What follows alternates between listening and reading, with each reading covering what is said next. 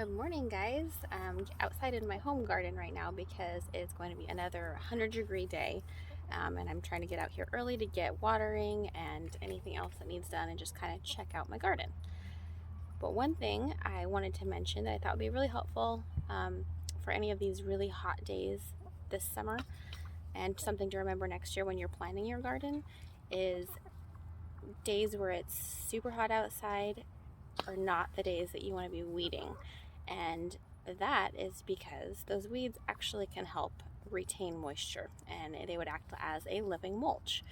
So if you don't have things planted very closely together to where the ground is completely covered, then I would recommend leaving the weeds at least until it cools down. If you have to weed, I would recommend doing it super early in the morning so you're going to not lose quite as much moisture.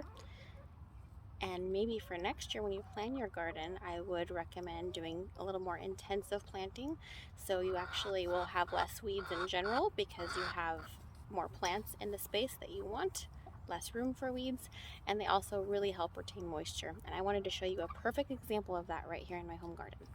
So this is one of my raised beds. I have the chickens out here playing in their playpen right now that I rotate around the garden. But this one is just a half of the raised bed right here.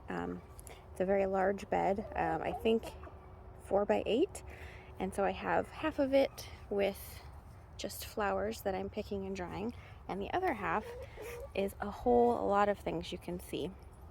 But I can tell you that there's not a whole lot of weeds in them. There's a few, like pieces of grass like this, that are going to sneak up through the very small spaces, but not much. So I'll tell you what I have in here. I have some beans in here in the front, and I have some, I actually left my cold frame in here, but I just have it opened up mainly just because I didn't have a lot of other places to put it, but it also helped get a jump start earlier in the season on some of the beans that I planted.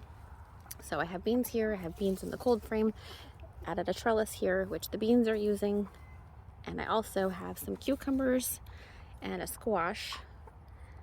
And then up front I actually filled it in with a companion plant of a marigold, which also just fills in the corner. And then you can see, especially the cucumbers and squash, they're going to cover the ground a lot. And another note, which is super handy for the intensive planting for your garden next year, yes, they need a lot of space, but they don't necessarily need a lot of soil space. So they have maybe 6 inches of width here on either side, and they grow very close together just fine. They're doing beautifully.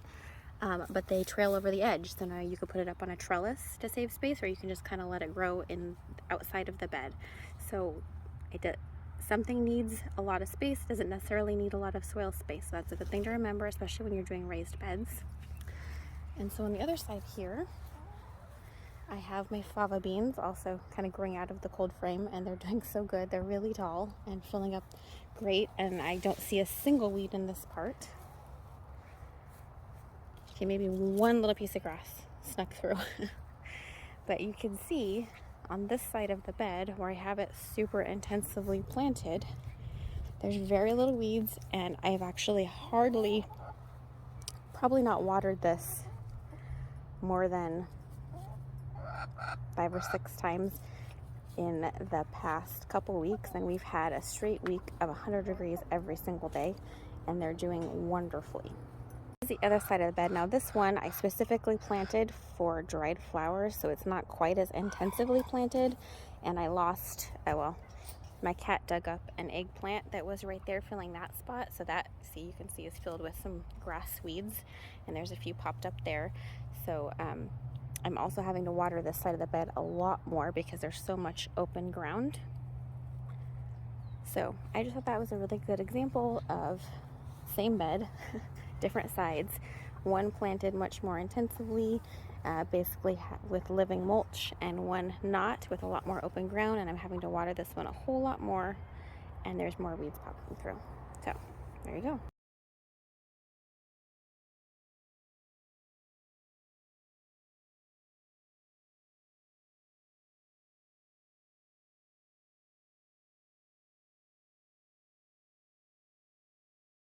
So I hoped actually showing you that in my garden right now when we're during a crazy heat wave helps you maybe think about using intensive planting slash like living mulch for your garden, maybe next year or future years. And basically, intensive planting is just planting things close together. You're not necessarily overcrowding, but you're kind of overcrowding the space for weeds and helping with moisture retention. So, hope this helped you. Have a wonderful day. Stay cool.